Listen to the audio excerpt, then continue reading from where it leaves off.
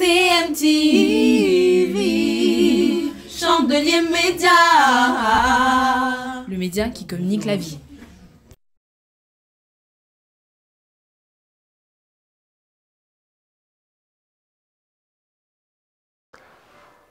Salut et bienvenue sur CMTV, le média qui communique la vie. Voilà, nous allons continuer avec notre étude sur le subconscient, ok? Le fonctionnement de notre esprit. On a parlé de la puissance, de l'imagination. Là, nous allons nous intéresser à l'exercice de notre esprit. Je l'ai introduit dans l'étude précédente. Là, on va aller doucement et on sera un peu plus, on va dire, pratique.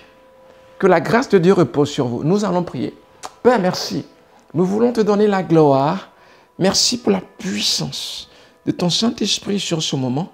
Au nom de Jésus-Christ, dispose nos cœurs et aide-nous à saisir cette vérité, à la comprendre en vue de la pratiquer. Au nom de Jésus-Christ de Nazareth. Amen. Amen, amen. Voilà. Donc, l'exercice de ton esprit. Amen. Parce que quand on parle de la croissance spirituelle, il faut comprendre que c'est lié au développement de l'esprit, donc de ton esprit. Disant à l'Église, ne fais pas de toi quelqu'un de mature. On va voir ce secret. C'est l'exercice. Comment on pratique? Amen. Nous allons lire dans le livre de 2 Chroniques. Ok? Si vous avez le temps, vous lisez le chapitre 15 et le chapitre 16. Il s'agit d'un roi très puissant, Asa, roi de Juda à cette époque. Je vais lire un verset sur lequel nous nous appuierons. Donc, le chapitre 16 de 2 Chroniques, à partir du verset 12. La 39e année de son règne, Asa eut les pieds malades, au point d'éprouver de grandes souffrances. Même pendant sa maladie, il ne chercha pas l'Éternel, mais il consulta les médecins. Amen. Comment est-ce que vous comprenez ce verset? Nous allons essayer de rentrer en profondeur. L'objectif, on l'a bien compris, le développement de notre esprit. Donc, l'exercice. L'esprit se développe en s'exerçant. C'est aussi simple que ça. Ok? Je fais du sport, je prends des muscles. Je mange, je ne m'exerce pas. Vous imaginez? Qu'est-ce que ça donne? La graisse, c'est le même processus. Et vous voyez quelqu'un qui mange et qui ne s'exerce pas et donc qui accumule de la graisse, il est peut-être gros en volume, ok, même pas fort du tout. Étouffé sur une petite distance de course, c'est désagréable, tout simplement. Quand on s'exerce, on est plus fort. Notre esprit a besoin d'entraînement. Je vais vous poser une question. Est-ce que vous vous êtes déjà imposé la main pour la guérison de votre propre corps? Tout ce que nous avons étudié, l'objectif est là. La pratique de la parole. Voyez, quand on parle de pratiquer la parole, ce n'est pas seulement on ne ment pas, on ne vole pas. Oui, c'est bien, ok. Il n'y a pas que ça. La Bible dit, par exemple, par ces blessures, nous avons été guéris. Est-ce que vous avez déjà expérimenté ce verset, cette parole? Qu'est-ce que ça veut dire? Il ne s'agit pas là de la guérison spirituelle. La Bible parle de ton corps. Quand nous lisons le livre de Matthieu 8, au verset 16 à 17, la Bible parle, le contexte est clair. Il s'agit de la guérison du corps et des démons vaincus par son ministère. Et il s'est chargé de nos maladies. Et il a porté nos douleurs. Nous transportons certaines maladies pour lesquelles il a payé. Il a enlevé la maladie. Cependant, elle existe encore dans mon système, dans mon corps. Et je suis invaincu. Et je suis vaincu, disons. Parce que je n'arrive pas à me séparer de ces choses. Ces choses me dominent. Alors que Christ a donné sa vie. Pour ça, c'est toujours l'imagination. C'est toujours l'imagination. Qu'est-ce que je fais de ce qui est écrit? Je vous rappelle que cela est écrit pour vous, afin que vous puissiez dominer sur les circonstances de la vie. Régner sur la maladie. Là, il est question d'un roi, Asa. Quand vous lirez le chapitre 15 et le chapitre 16 tout en entier, vous comprendrez. Il était faible au commencement de son règne. Il s'est appuyé sur Dieu. Puis, ayant acquis plus de confiance, plus de moyens, qu'est-ce qu'il fait? Il abandonne la main de Dieu. Abandonner la main de Dieu, c'est quoi? C'est que il ne comptera plus sur Dieu, mais sur son argent. Là, le verset qu'on a lu, par exemple, cet homme, ce roi, ne va plus compter sur le Dieu qui guérit, mais sur les médecins qui guérissent.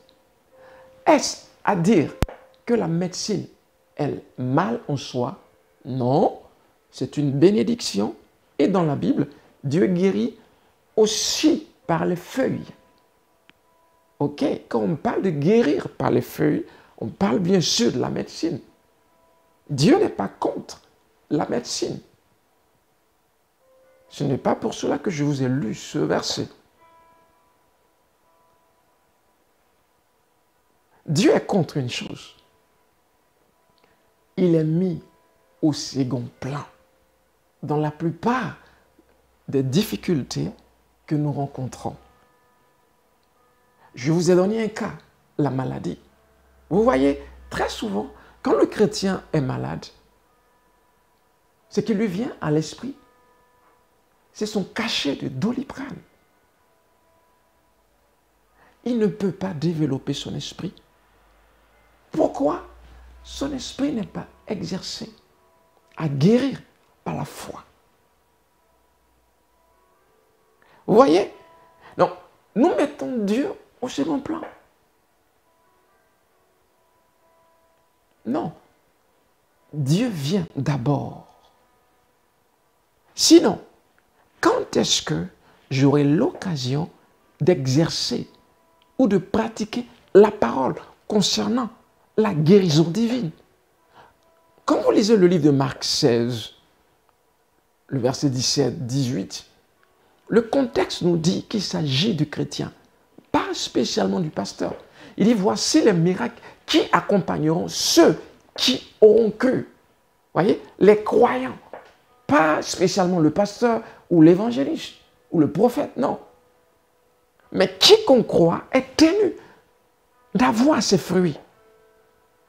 Il dit, en mon nom, ils imposeront les mains aux malades. Voyez, donc vos mains guérissent la maladie. Votre bouche chasse les démons. Il va plus loin. Tu vas boire des breuvages mortels et cela n'aura aucun effet sur ton système. La morsure de serpent n'aura aucun effet sur ton système. Ça, l'apôtre Paul l'a expérimenté. Par exemple,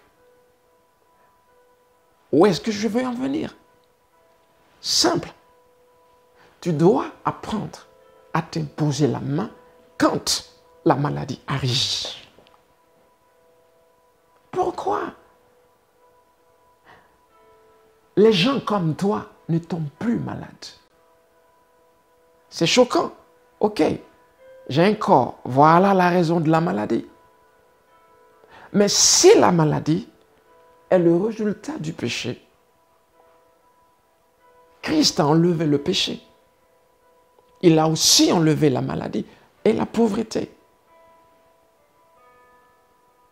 Écoutez-moi bien. Quand je lis le livre de Romains, le chapitre 8 au verset 2, il est dit « La loi de l'esprit de vie en Christ m'a affranchi de la loi du péché et de la mort. » En d'autres termes, la cause de la maladie est bannie. Pourquoi est-ce que je tombe malade?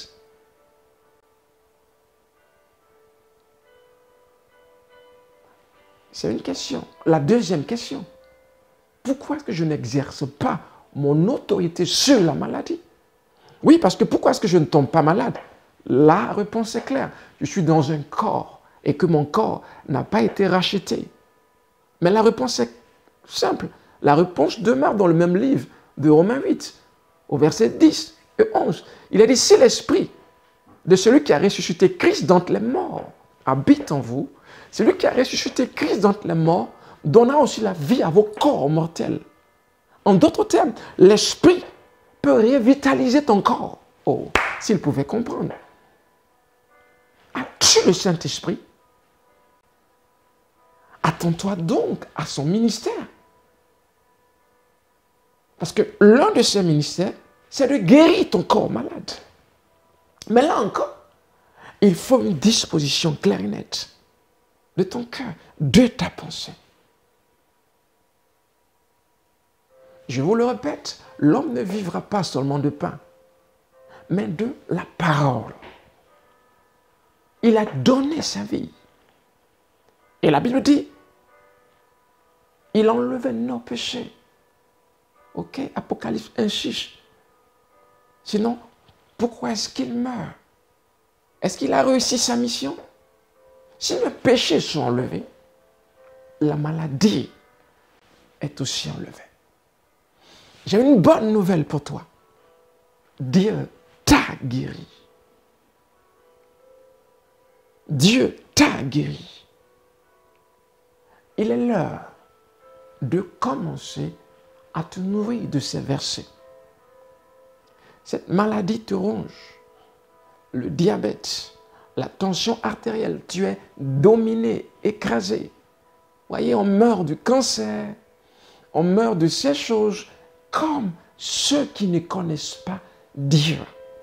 Est-ce normal? C'est juste une question. Est-ce que c'est normal?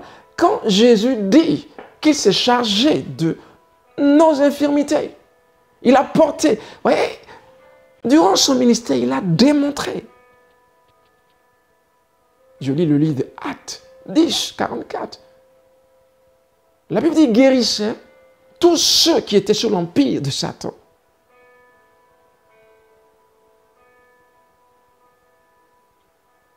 Guérir les malades est à ta portée. Mais il faut que tu commences à t'exercer sur ton propre corps. Exerce-toi. Utilise l'autorité qu'il t'a donnée. En mon nom, ils imposent la main. C'est une autorité. Exige ta guérison. Très souvent, dans 90% des cas, ce que tu traverses comme souffrance est causé par un démon, tout simplement. Si tu t'adresses à cet esprit avec autorité, il abandonnera. Le chrétien ne pratique pas. Il y a une vie surnaturelle qui est à pratiquer. Une vie transcendantale. Une vie surnaturelle. Vous comprenez ça? Comment est-ce que je peux dire guérison? Puis, ma parole, qui est virtuelle, produit quelque chose de physique dans un corps. Parce que la guérison arrive vraiment dans ce corps. Les douleurs partent. C'est quelque chose que je vis tous les jours. Demandez-moi depuis combien de temps je n'ai pas pris un comprimé.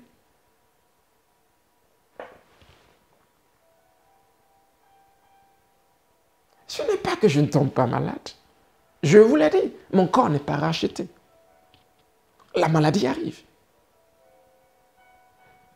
Quand ça arrive, j'ai le choix entre me tourner vers mon médecin et la parole. Vous voyez, quand on commence à chercher Dieu, comme Ézéchias l'a fait, vous voyez, en son temps aussi, les médecins existaient. On a vu Asa s'est tourné vers les médecins directement. Ézéchias, non. Ézéchias a d'abord cherché Dieu. Puis, Dieu a inspiré un remède au prophète Ésaïe. En d'autres termes, Dieu peut te dire d'aller voir un médecin. Mais vous voyez, Dieu a dit d'aller voir un médecin. Vous ne vous êtes pas levé pour aller voir un médecin. Vous l'avez d'abord cherché. C'est la cause de plusieurs échecs. C'est la cause de cette maladie qui dure et qui ne finit pas. Parce que tu ne t'es jamais exercé à chercher Dieu. Exerce-toi à t'imposer la main et à commander à la maladie de partir et elle s'en ira. Exerce-toi à déclarer, à commander le changement de cette situation. Ce n'est pas moi qui le dis, c'est la parole de Dieu qui le dit. Quelle est ta réponse?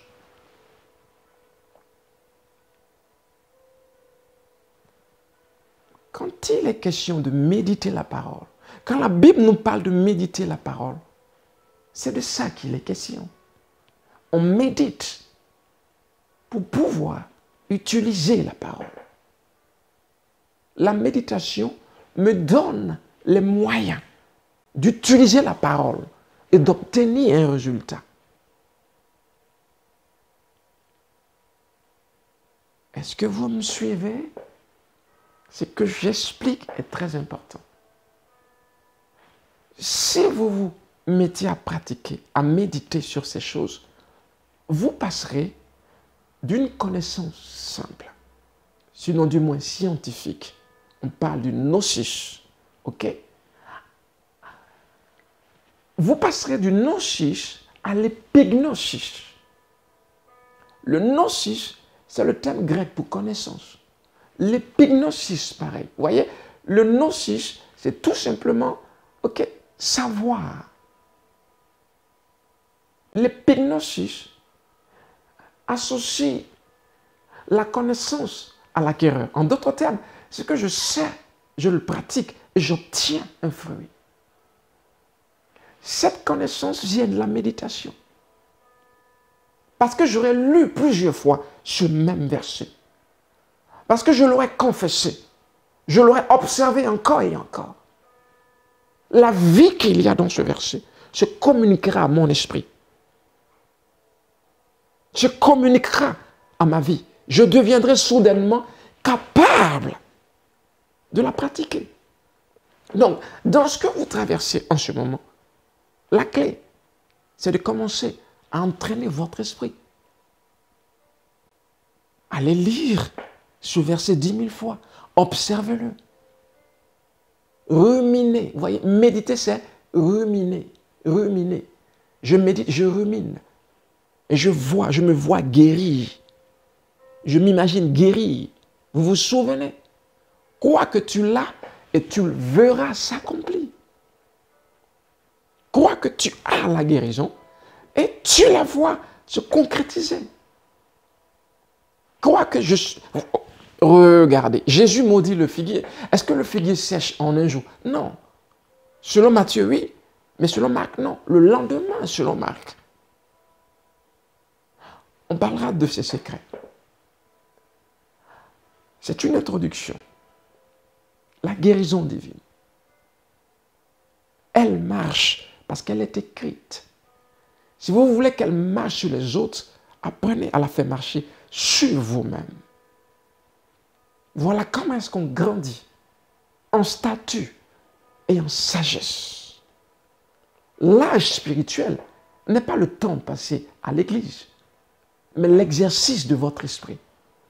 Comment est-ce que ton esprit répond dans les temps difficiles? Comment est-ce que ton esprit répond face à l'adversité? Comment est-ce que ton esprit répond face à la pénurie, face au manque, face à certaines limitations? Alléluia. Qu'est-ce que tu vois? La visualisation. Qu'est-ce que tu vois? L'ange dit à Josué, vois, je livre Jéricho et son armée en tes mains.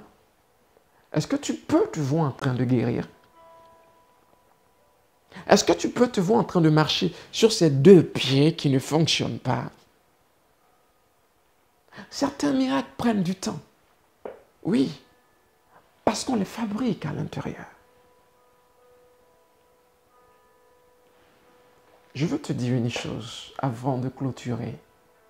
Aujourd'hui, tu as reçu la puissance. Tu as reçu la puissance. Il dit, voici, je vous accorde la puissance, l'autorité de marcher sur les serpents, sur les scorpions, sur toute la puissance de l'ennemi. Et rien ne pourra vous nuire. Cette maladie ne doit pas nuire à ta vie. Cette maladie ne doit pas vaincre, ne doit pas gagner. C'est juste un test de ta foi. Il faut que tu te montres au-dessus de ce challenge. Exerce-toi à gagner. Exerce-toi à remporter tes batailles de foi. Comme je vous le disais tout à l'heure, cela fait plus de 10 ans que je n'ai pris de comprimés. Pourquoi? Parce que la parole marche. Et je me suis fait une mentalité. Dieu guérit toujours. Amen. Donc la première des choses, quand vous avez un mal, orientez-vous vers Dieu. Imposez-vous la main. Cherchez le Seigneur. Lui vous dira quoi faire. Vous serez en train de grandir spirituellement. Votre esprit serait en train de prendre du volume à force d'être exercé. Je vais prier pour vous maintenant. Amen. Et Dieu va vous guérir. Il va vous toucher. La clé, c'est la foi. On aura l'occasion un jour de parler de la clé de la foi qui guérit sur CMTV. Amen. Donc, restez toujours connectés. Aujourd'hui, le but, c'est réveiller votre esprit. Parce qu'il est longtemps resté endormi. Il est temps de s'exercer. Je vais prier. Mettez la main là où se trouve le mal. Vous voyez, je ne suis pas chez vous pour vous imposer la main. Mais la parole marche, elle fonctionne. Jésus a dit un mot et le serviteur qui était à la maison a été guéri. Matthieu 8. Comment ça marche? C'est le ministère des anges. Vous avez tout simplement besoin de croire que sa puissance peut vous toucher maintenant. Si c'est un mal, il disparaîtra. Si c'est une maladie, vous guérirez. Père, merci. Merci. Parce qu'à l'instant, tu touches par la puissance du Saint-Esprit pour guérir et pour restaurer. Je maudis ce mal. Au nom puissant de Jésus, je tue ce mal. Je tue cette maladie. Je l'arrache de ce corps. Je commande la vie. Guéris au nom puissant de Jésus. Et que maintenant, la guérison arrive. Au nom puissant de Jésus. Vie, guéris. Père, merci. Tu es guéri. Je commande la vie dans ce corps malade. Merci, Père, pour tes anges qui interviennent maintenant. Je vous conseille de faire ce que vous n'arrivez pas à faire et tester les douleurs partent au nom de Jésus. Je vais prier pour ceux qui nous entendent, ceux qui nous écoutent et qui n'ont jamais fait la paix avec le Seigneur. Vous allez prier avec moi. Seigneur Jésus, j'ouvre mon cœur. Je suis pécheur et je le reconnais. Aujourd'hui, je reconnais que tu es mort et que tu as donné ta vie pour moi. Maintenant, j'accepte. Seigneur, pardonne mes péchés et que maintenant, je sois sanctifié, purifié, pardonné et transporte-moi dans ton royaume. J'accepte ta vie au nom de Jésus. Soyez bénis et merci d'avoir suivi cette émission sur CMTV, le média qui communique la vie. N'oubliez pas, restez connectés pour un prochain épisode. Que la grâce de Dieu repose sur vous. À bientôt. Au revoir. CMTV, Chandelier Média. Le média qui communique la vie.